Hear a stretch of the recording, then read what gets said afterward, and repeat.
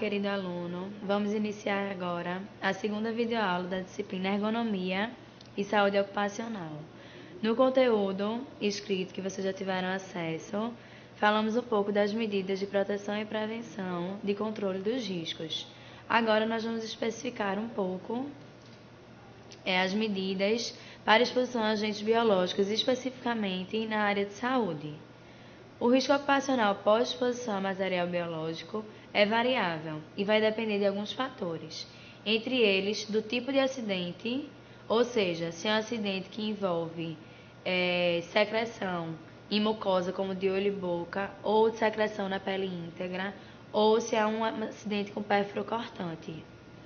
O tamanho da lesão, então quanto maior a lesão, maior o risco desse acidente, maior a possibilidade do trabalhador, a gente chama soroconverter, ele vir adquirir a doença.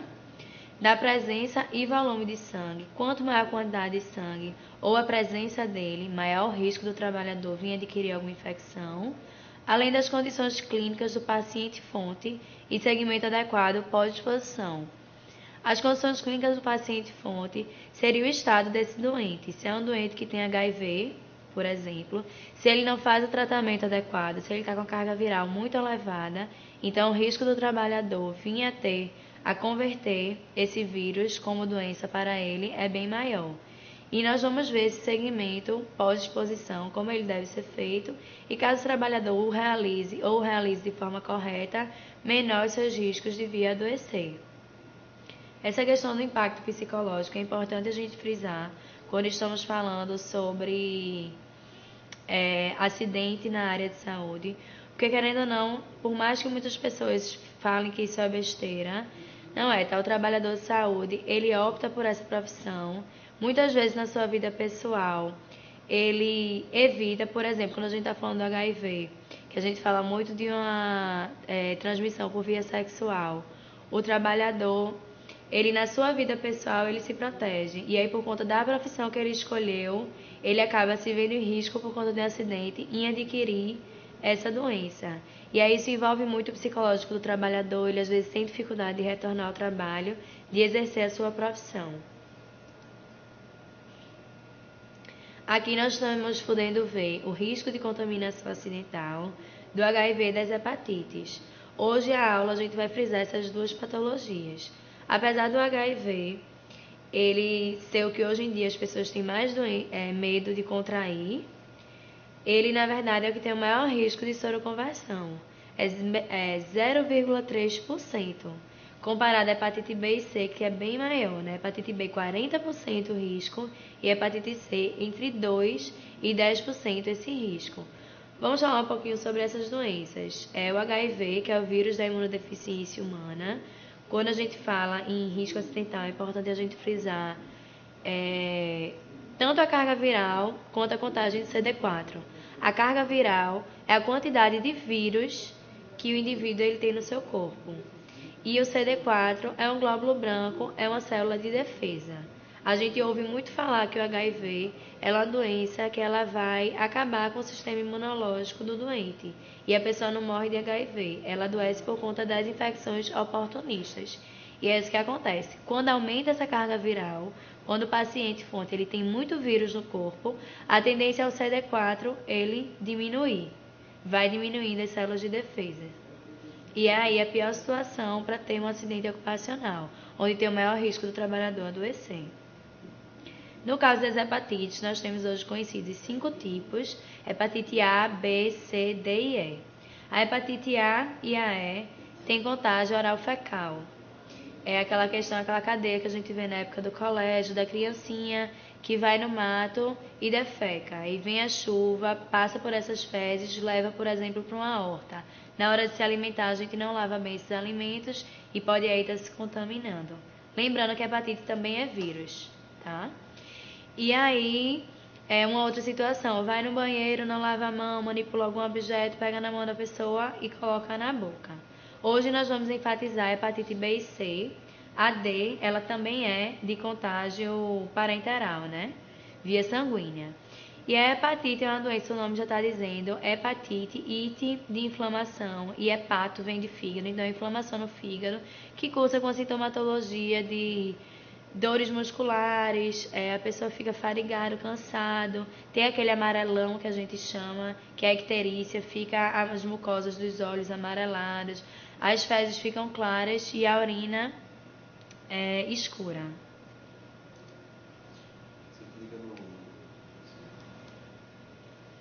E aí vamos ver a conduta pós-exposição. A lavagem do local do local exposto deve ser feita com água e sabão imediatamente. E aí já pensando na quimioprofilaxia para HIV. Quimioprofilaxia, quimio vem de quimioterápico, que é uma classe de medicação, tá? É um remédio. E profilaxia vem de prevenção, então a medicação para a prevenção do HIV. Inicialmente, após um acidente, a gente vai solicitar o teste anti-HIV do paciente fonte e do trabalhador. Por quê? Porque o trabalhador, ele às vezes não tem a rotina de realizar esse exame e se ele já teve alguma vez na vida uma relação sexual desprotegida, ele já pode ter adquirido o vírus. Se reagente iniciar a profilaxia, ou seja, se o teste do paciente fonte der positivo, der reagente, e o do trabalhador der não reagente, então a gente inicia a medicação. Deve ser iniciado nas 2 primeiras horas após o acidente ou até 72 horas, ou seja, 3 dias do ocorrido. Após 3 dias, não adianta iniciar mais essa quimioprofilaxia. Tem uma duração de 28 dias.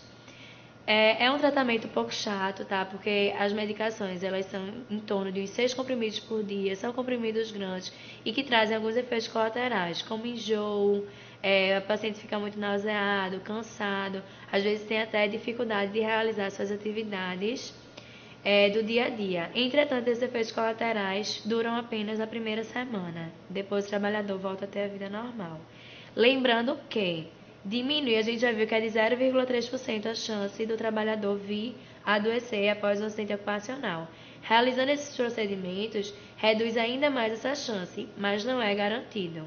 Pode acontecer do trabalhador fazer toda essa conduta e mesmo assim vir a adoecer. Vacina contra a hepatite B.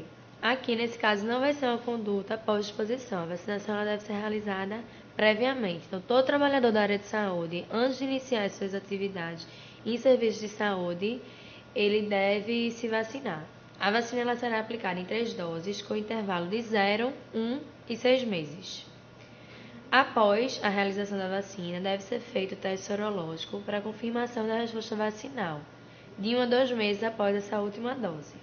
Então, para que serve esse teste sorológico? Ele, na verdade, não é aplicado para a população em massa. Ele é feito para os trabalhadores específicos da área de saúde. Após tomar a vacina, vai se fazer uma coleta de sangue e nessa coleta vai se ver se tem anticorpos contra a hepatite B. Caso tenha, a vacinação foi eficaz. Caso não tenha, aí vai ser, não havendo resposta vacinal adequada, deverá ser realizado o segundo esquema vacinal. Então, a gente repete as 3 doses. No caso, a imunoglobulina hiperimune contra a hepatite B, ela dá imunidade provisória por um período de 3 a 6 meses. Isso aqui, sim, é a conduta pós-exposição. Então, o trabalhador que se acidentou e o paciente fonte, ele é portador de hepatite B e o trabalhador não, qual é a solução? Fazer essa imunoglobulina hiperimune. Ela vem com a imunidade provisória, ela já vem com os anticorpos prontos. Não adianta, após o acidente, fazer a vacinação, porque tem um tempo para o corpo ele responder à vacina, para ele criar esses anticorpos. Aqui na imunoglobulina hiperimune não, já vem os anticorpos prontos. No caso de pessoas que mesmo após a segunda dose vacinal não responde com anticorpos, ela pode ficar fazendo de 6 em 6 meses a imunoglobulina hiperimune. É um soro caro, tá? Que só vai ser fornecido para trabalhadores ou em situações de pessoas que sofreram estupro. O acompanhamento laboratorial, ele deve ser realizado após a exposição, envolvendo o paciente fonte infectado pelo vírus do HIV, da hepatite B e ou da hepatite C, ou acidentes envolvendo fontes desconhecidas. Que fonte desconhecida seria essa? Voltando ao ambiente hospitalar, a gente tem o pessoal, por exemplo, da lavanderia, que recolhe os lençóis de todas as enfermarias, chega lá embaixo na lavanderia e vai colocar na máquina. Aí vamos supor que no meio desses lençóis tem uma agulha e eles se furem. De onde veio esse lençol? De que andar, de que setor, quem foi o paciente que foi usada essa agulha? Então a gente não tem como descobrir isso. Então o paciente fonte ele é desconhecido. Nesse tipo de acidente, o trabalhador ele já vai fazer a quimioprofilaxia contra o HIV e já vai tomar a imunoglobulina hiperimune para a hepatite B. Os exames eles devem ser realizados, esse acompanhamento laboratorial deve ser realizado no momento do acidente para ver se o trabalhador já tem ou não alguma doença, após 6 semanas, 3 meses, 6 meses e 12 meses, acompanhando para ver se o trabalhador ele soroconverte ou não. Precauções padrão. As precauções padrão seria considerar todos os pacientes como possivelmente infectados. E a partir daí, com todos os pacientes, a gente tem que se prevenir. O que é que inclui essas precauções padrão? Realizar os procedimentos com segurança, utilizar adequadamente os EPIs, que são os equipamentos de proteção individual, evitar a manipulação desnecessária de material biológico, manipular cuidadosamente instrumentos perfluorocortantes potencialmente contaminados, utilizar coletor resistente para descarte desses materiais perfluorocortantes e evitar sempre o reencape de agulhas ou a desconexão da agulha da seringa. Aqui eu trouxe para vocês algumas imagens com exemplos desses EPIs, desses equipamentos de proteção individual. Nessa primeira imagem do homem como um todo, a gente pode ver na cabeça dele a touca cirúrgica. Ele está vestindo um capote, tá? Que é utilizado em procedimentos cirúrgicos. E nos pés tem os propés, que a gente chama. Na segunda imagem, tem a moça com uma máscara de proteção facial. E na terceira imagem, a gente pode visualizar o óculos de proteção para proteção da mucosa dos olhos. Aqui nessas outras imagens, nós temos os dispositivos de segurança.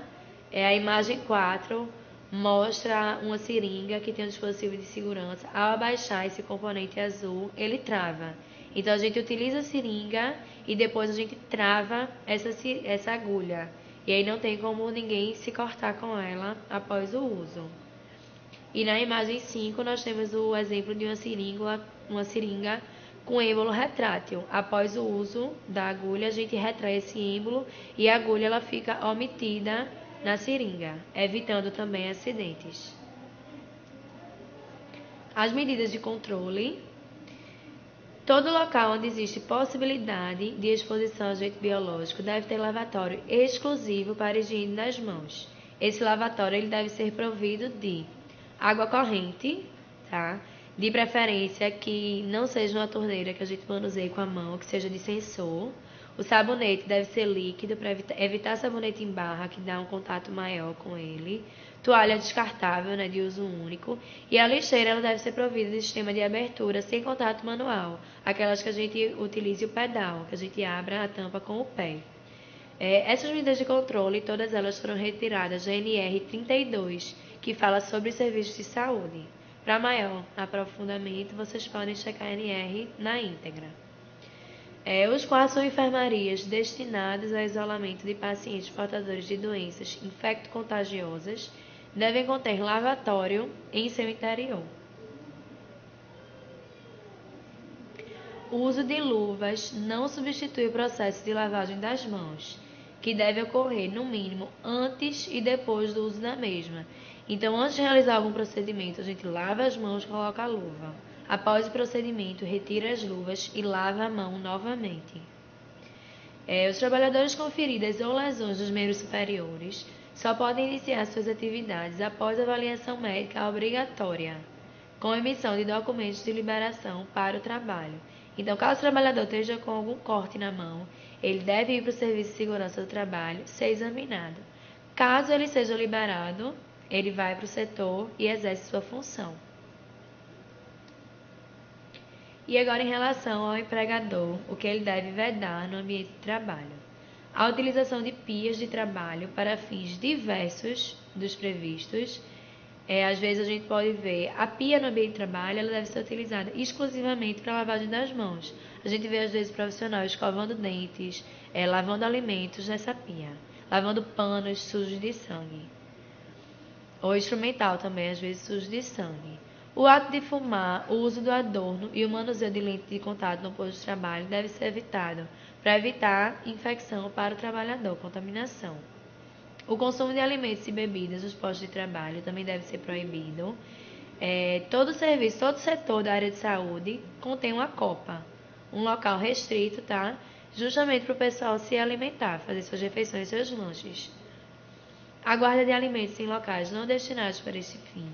Às vezes a gente vê que acontece muito o quê? Em alguns setores tem geladeira que serve para guarda, às vezes, de vacina, né, imunobiológicos e algumas medicações como insulina, ou até mesmo para guarda de material de exame de pacientes, urina, fezes.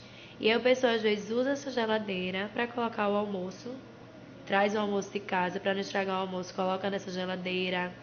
Às vezes vai ter uma festinha de comemoração de aniversário de alguém, coloca o refrigerante e a torta dentro dessa geladeira. O que é que pode acontecer? Além de contaminar o alimento do trabalhador, pode também contaminar o material do paciente. O uso de calçados abertos deve ser vedado. O trabalhador deve sempre usar sapatos fechados. Querendo ou não, em ambientes de saúde, em algumas situações, acontece respingo de secreção. E se o trabalhador está com o sapato fechado, já evita contaminação. Os trabalhadores não devem deixar o local de trabalho com os equipamentos de proteção individual e as vestimentas utilizadas em suas atividades laborais. Deve ser totalmente proibido, apesar de em muitas situações a gente conseguir visualizar no meio da rua ou até em restaurantes profissionais da área de saúde com jaleco, com toucas e até com propés. Isso está levando infecção para o ambiente de alimentação e também depois volta a infecção para o hospital desse ambiente.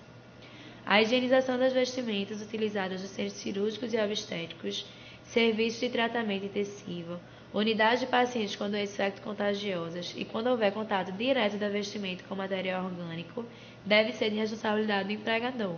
Ou seja, o profissional está no serviço, suja, por exemplo, seu jaleco, que é aquela bata que ele usa branca por cima, com sangue, ele pode disponibilizar esse material na lavanderia do hospital e lá mesmo eles fazem a desinfecção do jaleco e o entregam no final do dia ou no outro plantão, para evitar que ele leve esse material contaminado para sua casa.